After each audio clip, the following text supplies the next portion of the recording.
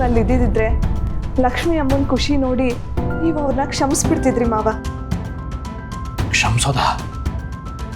ಅದು ಸಾಧ್ಯನೇ ಇಲ್ಲ. ನನ್ನ ಜೀವನದ ಖುಷಿನ ಕಿತ್ಕೊಂಡೋಳು ಅವಳು. ಅವಳ ಖುಷಿನ ನಾನು ಯಾಕೆ ನೋಡಬೇಕು?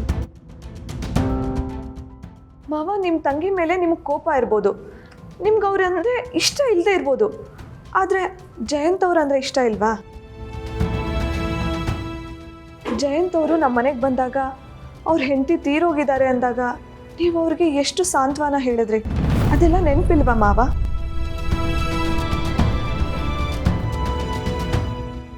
ಹಾಗೇನೆ ಜಾನ್ವಿ ಸತ್ತೋಗಿದ್ದಾಳೆ ಅಂತ ಅವ್ರ ಮನೆಯವರು ತುಂಬ ನೋವು ಪಡ್ತಿದ್ರು ಅಪ್ಪ.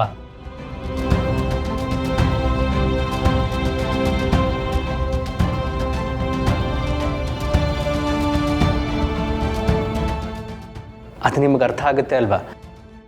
ಹೆತ್ತ ಮಕ್ಕಳು ಹೆತ್ತವ್ರ ಮುಂದೆ ಸತ್ತೋದಾಗ ಆ ನೋವು ಹೇಗಿರುತ್ತೆ ಅನ್ನೋದನ್ನು ನಾನು ನಿಮಗೆ ಹೇಳೋ ಅವಶ್ಯಕತೆ ಇಲ್ಲ ಅಲ್ವಾ?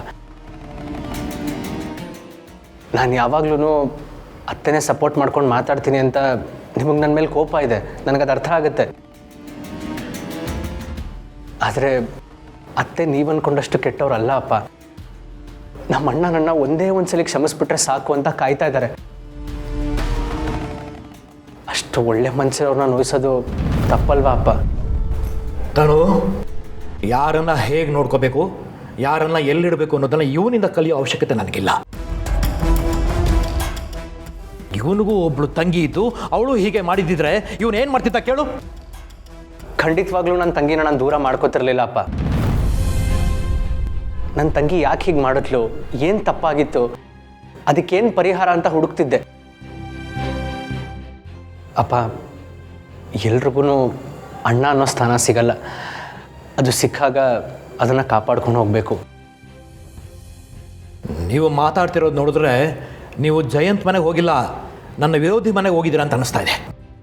ಇಲ್ಲ ಮಾವ, ನಾವು ಹೋಗಿದ್ದು ಜಯಂತ್ ಅವ್ರ ಮನೆಗೇನೆ.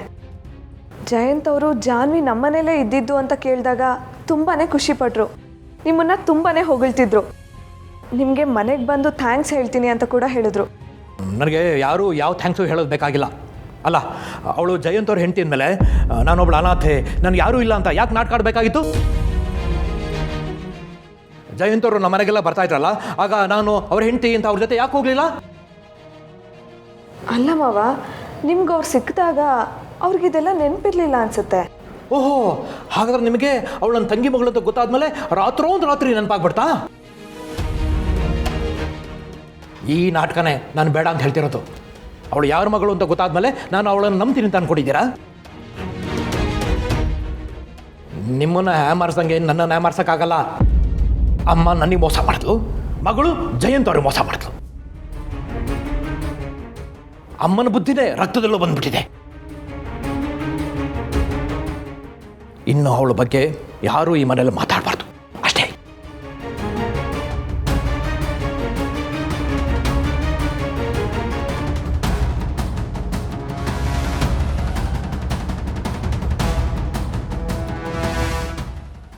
ವಿಶ್ವ, ಮಾವನ್ ಹೇಗೋ ಬದಲಾಯಿಸೋದು? ನಾವೇನು ಬದಲಾಯಿಸೋದಕ್ಕಾಗಲ್ಲ ತನು. ಆ ಕಾಲನೇ ಎಲ್ಲ ಬದಲಾಯಿಸ್ಬೇಕು. ಅಲ್ಲಿವರೆಗೂ ನಾವು ತಾಳ್ಮೆಯಿಂದ ಕಾಯ್ಬೇಕಷ್ಟೆ.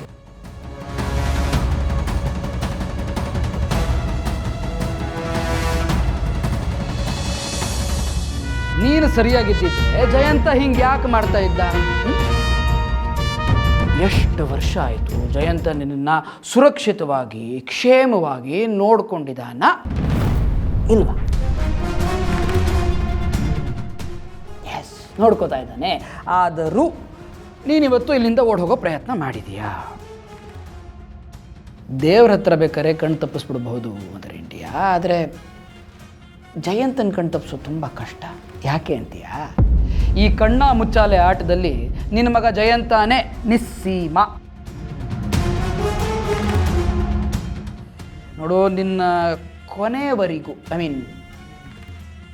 ಕೊನೆ ಉಸಿರು ಇರೋವರೆಗೂ ನೀನು ನನ್ನ ಸರಹದ್ದಿನಲ್ಲೇ ಇರಬೇಕು. ಅಂದರೆ ಇಲ್ಲೇ ಇರಬೇಕು. ನೀನು ನನಗೆ ಯಾವ ತೊಂದರೆನೂ ಕೊಡಬೇಡ, ನಾನು ನಿಂಗೆ ಯಾವ ತೊಂದರೆನೂ ಕೊಡುತ್ತಿಲ್ಲ. ಡೀಲ್? ಹ್ಞೂ ಅನ್ನು ಮದರ್ ಇಂಡಿಯಾ.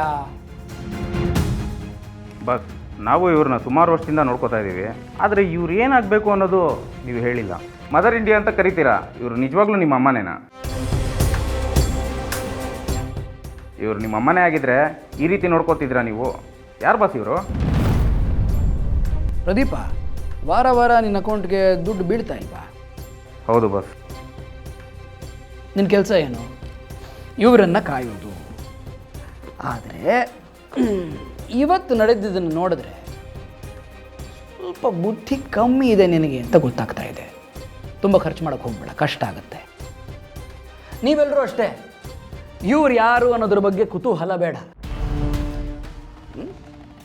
ಆದರೆ ಇವರನ್ನು ಕಾಯೋದು ನಿಮ್ಮ ಕರ್ತವ್ಯ ಅನ್ನೋದನ್ನು ಮರಿಬೇಡಿ. ಗೆರೆ? Okay bus.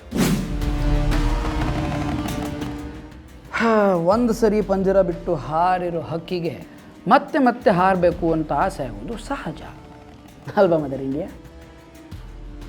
ಆದರೆ ಹಾಗೆ ಆಗದೆ ಇರೋ ಹಾಗೆ ನೋಡ್ಕೊಳ್ಳೋದು ನಿಮ್ಮೆಲ್ಲರ ಕರ್ತವ್ಯ. ಸರಿ ಬಸ್.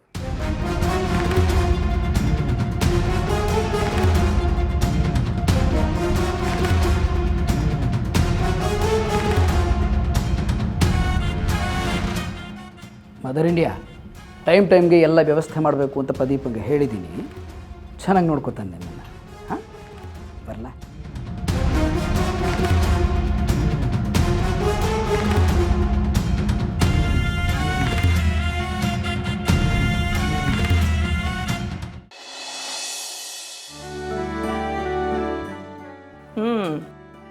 ಅಡುಗೆಗೆ ತಯಾರಿ ಆಗ್ತಾ ಇದೆಯಾ? ನಾನು ಏನಾದರೂ ಸಹಾಯ ಮಾಡಲಾ? ಏನು ಬೇಡ, ನಾವು ಇಬ್ಬಿಬ್ಬರಿದ್ದೀವಿ, ನಾವೆಲ್ಲ ನೋಡ್ಕೋತೀವಿ, ನೀವು ಕೂತ್ಕೊಳ್ಳಿ. ಅಯ್ಯೋ, ಕೆಲಸ ಮಾಡದೆ ಕೂತ್ಕೊಳ್ಳೋ ಅಭ್ಯಾಸ ನನಗಿಲ್ಲ, ನಿಮಗೂ ಚೆನ್ನಾಗಿ ಗೊತ್ತು. ಒಂದು ಕೆಲಸ ಮಾಡಲಾ?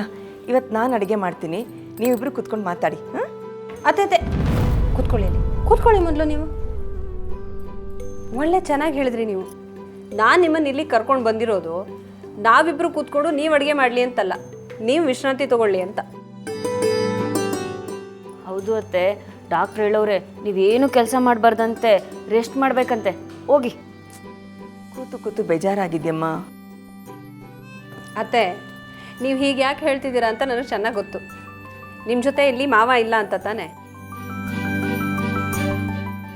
ಆ ಮನೇಲಾಗಿದ್ರೆ ಗ್ಯಾರೇಜ್ ಪಕ್ಕನೇ ಇತ್ತು, ನೀವು ಗಂಟೆಗೆ ಹರ್ಸಲ ಹೋಗಿ ಏನ್ರಿ ಹಾಗ ಏನ್ರಿ ಹೀಗ ಅಂತ ಕೇಳ್ಕೊಂಡು ಮಾತಾಡ್ಕೊಂಡು ಇರ್ತಿದ್ರಿ. ಈಗ ಮಾವ ಏನೋ ಗ್ಯಾರೇಜಲ್ಲಿ ಕೆಲಸ ಇದೆ ಅಂತ ಅಲ್ಲಿಗೆ ಹೋಗಿದ್ದಾರೆ. ನಿಮಗೆ ಟೈಮ್ ಪಾಸ್ ಹೇಗೆ ಮಾಡಬೇಕು ಅಂತ ಗೊತ್ತಾಗ್ತಾ ಇಲ್ಲ. ಇಲ್ಲ ವೀಣಾ, ನೀನು ಹಾಗೆ ಅಂದ್ಕೊಂಡಿದ್ಯಾ ಅಷ್ಟೇ. ಅಲ್ಲಿದ್ದಿದ್ರು ಅವ್ರು ನನ್ನ ಹತ್ರ ಮಾತಾಡ್ತಾ ಇದ್ದಿದ್ದು ಅಷ್ಟರಲ್ಲೇ ಇತ್ತು.